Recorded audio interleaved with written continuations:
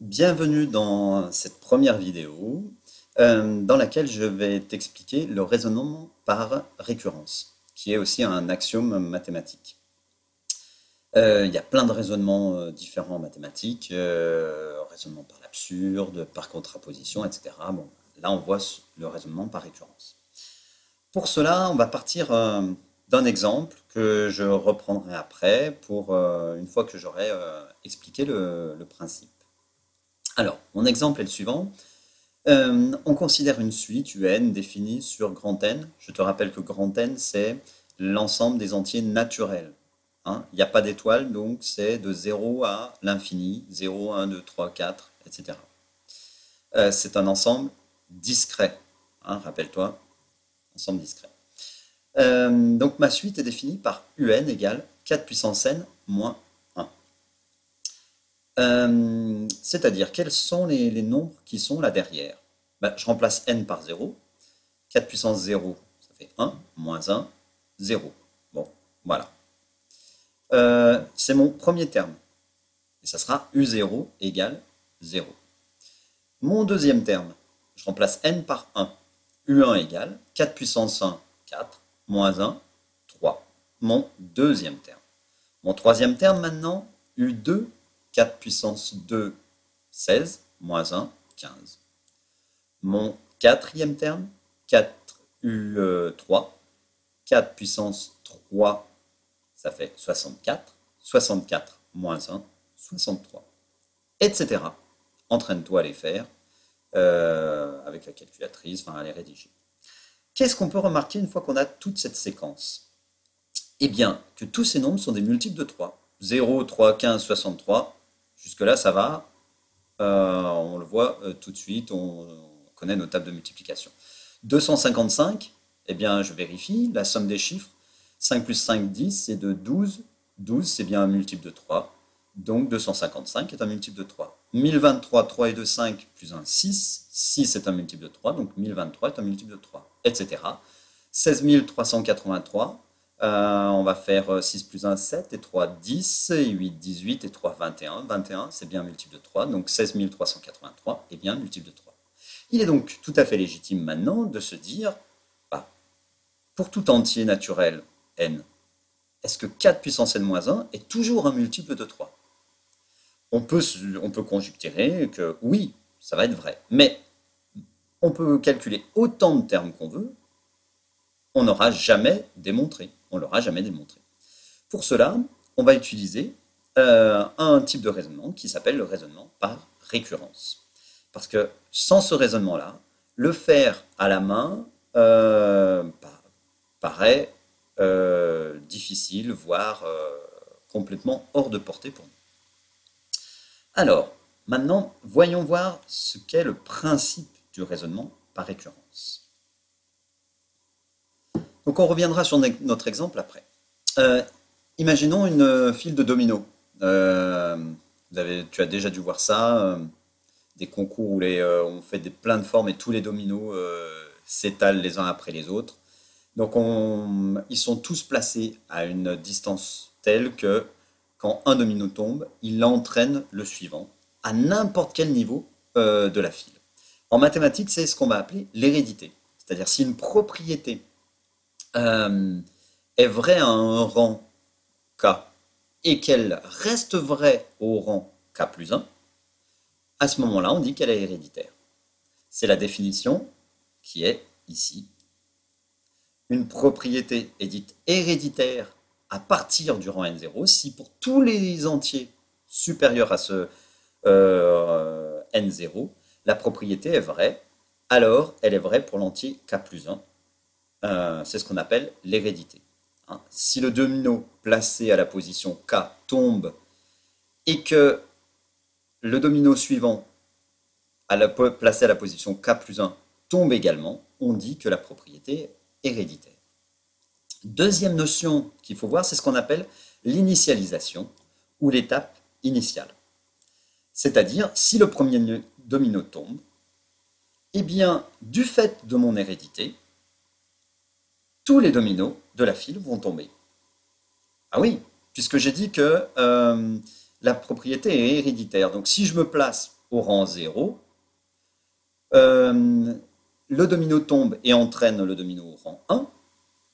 Avec l'hérédité, le domino du rang 1 tombe et entraîne le domino au rang 2, etc., etc. Ainsi de suite. On va dire par récurrence, tous les dominos vont tomber. Alors voyons maintenant, une autre façon de voir cet axiome. Imagine monter à une échelle. Pour monter à l'échelle, il faut deux choses. Savoir passer d'un barreau à l'autre, et puis savoir atteindre le premier barreau. Si tu sais passer d'un barreau à l'autre, tu sais monter à partir de n'importe quel niveau de l'échelle. Mais si tu ne peux pas atteindre le premier barreau, parce que le premier barreau est trop haut, par exemple, tu ne pourras pas monter l'échelle. Donc il faut d'abord pouvoir monter sur le premier barreau, ça c'est l'initialisation, et l'hérédité, c'est-à-dire savoir monter d'un barreau sur le suivant à n'importe quel niveau de l'échelle. Si à un moment donné sur l'échelle, deux barreaux sont trop espacés ou qu'il y en a tout un tas qui sont cassés, on ne peut pas monter sur toute l'échelle. Voilà, c'est le principe de récurrence. Mathématiquement parlant, voilà ce qui donne l'axiome de récurrence. Soit une propriété Pn, P de n, qui dépend de l'entier naturel n. Alors, si on a deux choses, l'initialisation. L'initialisation, c'est le premier domino tombe. n0 égale 1. Donc, si la propriété P de n est vraie au rang n0, ça peut être aussi au rang... alors, n0, ça peut être 1, ça peut être 2, ça peut être 0, ça peut être 10, peu importe. Il faut qu'il y ait une initialisation. Deuxième condition, l'hérédité, la transmission de la propriété. Pour tout entier k plus grand que cette initialisation, évidemment, hein, puisque là on est sûr que la propriété est vraie, la propriété P de k est vraie, doit impliquer que la propriété P de k plus 1, c'est-à-dire le domino suivant, tombe aussi, la propriété P de k plus 1 est également vraie. Si on a ces deux choses, le petit a l'initialisation, le petit b l'hérédité, alors la propriété P de n est vraie pour tout entier n, attention, tout entier n, avec n supérieur ou égal à n0. Attention à l'initialisation. Si on n'a pu initialiser qu'à partir du rang 10, ma propriété sera vraie pour tout n supérieur ou égal à 10. Voilà. On revient sur notre exemple. Le voilà. Donc, soit n appartenant à grand N, on pose comme propriété P de n, 4 puissance n-1 est un multiple de 3. C'est ce que je veux démontrer, donc c'est la propriété P de n. On annonce ce qu'on fait, toujours. Démontrons par récurrence que la propriété P de n est vraie pour tout entier n appartenant à grand N. On a vu que ça marchait pour n égale 0, n égale 1, n égale 2, donc on se place sur grand N à partir de 0. Mon initialisation, alors, eh bien, je démarre avec n égale 0. Mon n0 de tout à l'heure, c'est 0. Je fais le calcul. 4 puissance 0 moins 1, ça fait 1 moins 1, ça fait 0. 0, c'est égal à 3 fois 0. 3 fois 0, c'est bien un multiple de 3.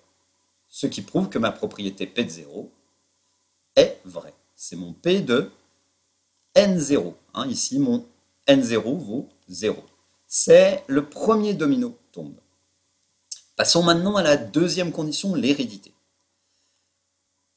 Je prends un entier quelconque, fixé, k, appartenant à grand N. Évidemment, k est bien supérieur ou égal à mon initialisation. Ici, dans ma rédaction, ça ne se voit pas particulièrement, mais il faut bien faire attention que mon initialisation est bien prise en compte dans l'hérédité. C'est-à-dire, je prends k supérieur ou égal à n0. Je suppose, c'est ce qu'on va appeler l'hypothèse de récurrence, je suppose que pour cet entier k, la propriété est vraie. C'est-à-dire 4 puissance k moins 1 est un multiple de 3. Comment ça s'écrit un multiple de 3 ? C'est 3 fois un entier. Alors, 3 fois un entier, je ne vais pas écrire un entier, je ne vais pas prendre n, je ne vais pas prendre k, je les ai déjà prises, je vais prendre une autre lettre, je prends p. Donc 4 puissance k moins 1, c'est égal à 3 fois p, où p est un entier. là, en fait, qu'est-ce que je viens de faire? Je viens de supposer que le kème domino tombe. Qu'est-ce que j'ai à faire? Il faut que je montre maintenant que cela forcément implique que le k plus unième domino tombe aussi. C'est-à-dire, dans ce cas-là, que ma propriété est également vraie, ou reste vraie, pour k plus 1. Qu'est-ce que c'est ma propriété pour k plus 1? Ben, je remplace n par k plus 1, ça fait 4 puissance k plus 1 moins 1. Il faut que je montre que c'est un multiple de 3. Alors, on a 4 puissance k plus 1 moins 1 est égal à. Il faut que j'arrive à montrer que c'est égal à 3 fois quelque chose. Bon, 4 puissance k plus 1, ça s'écrit aussi 4 fois 4 puissance k moins 1. 4, c'est 3 plus 1.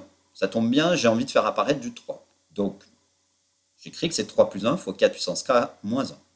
Je développe 3 fois 4 puissance k plus 1 fois 4 puissance k, ça fait 4 puissance k moins 1. Tiens, je retrouve 4 puissance k moins 1. Et j'ai supposé, dans mon hypothèse de récurrence, que 4 puissance k moins 1 est un multiple de 3, c'est écrit 3 puissance p. Eh bien, je vais remplacer par 3 puissance p, donc ça me donne 4 puissance k plus 1 moins 1 égale 3 fois 4 puissance k plus 3 fois p. Je factorise par 3, et 4 puissance k plus p, c'est bien un entier, puisque 4 puissance k c'est un entier, p c'est un entier que je vais appeler p'. Et je viens bien de démontrer que alors 4 puissance k plus 1 moins 1 est un multiple de 3, ce qui signifie que ma propriété p de k plus 1 est bien vraie, c'est-à-dire le k plus unième domino tombe. On a donc démontré, là dans l'hérédité, que si la propriété est vraie pour k, c'est-à-dire p de k est vrai, ça implique bien que p de k plus 1 reste vrai. Reste plus qu'à conclure, à ne pas négliger. Conclusion, je vais dire d'après le petit a qui est mon initialisation, important d'avoir l'initialisation, le petit b, l'hérédité, important d'avoir l'hérédité, on a vu que l'un sans l'autre, ça ne fonctionne pas. Et maintenant, je vais dire et par récurrence, c'est-à-dire le procédé doit se reproduire. Il doit y avoir une itération. Et par récurrence sur n. Alors, la propriété P de n est vraie pour tout entier n. Ce qui veut dire que 4 puissance n moins 1 est bien un multiple de 3 pour tout n appartenant à grand N. Attention, c'est bien pour tout n appartenant à grand N parce que mon initialisation a démarré à n égale 0. Si j'avais démarré à n égale 1, ça aurait été pour tout n appartenant à n étoiles. Voilà. Quelques petites remarques pour terminer cette explication du raisonnement par récurrence. Les deux conditions sont indispensables. Je pense que ça a été suffisamment clair. Il faut qu'il y ait l'initialisation et l'hérédité. L'un sans l'autre ne peut pas fonctionner. Contre-exemple, si je prends 2 puissance n, pardon pour cette fenêtre intempestive, 2 puissance n, c'est divisible par 3, est héréditaire.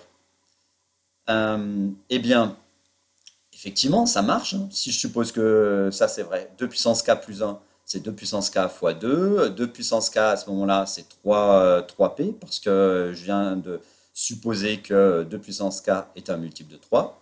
Et 3p fois 2, ça fait bien 6p. 6, c'est bien un multiple de 3, donc 2 puissance k plus 1 est divisible par 3. J'ai bien démontré que si, attention, 2 puissance n est divisible par 3, alors 2 puissance n plus 1 est aussi divisible par 3. Mais, comme 2 puissance n n'est pas divisible par 3, c'est absolument faux et mon raisonnement ne tient pas. Donc, attention avant de conclure, la récurrence ne peut pas avoir lieu puisqu'elle ne démarre jamais. Voilà. Et bien maintenant, je t'encourage à lire aussi l'exercice corrigé par J17 et puis surtout à réécouter, t'arrêter sur cette vidéo et me poser des questions le cas échéant. Allez, à bientôt!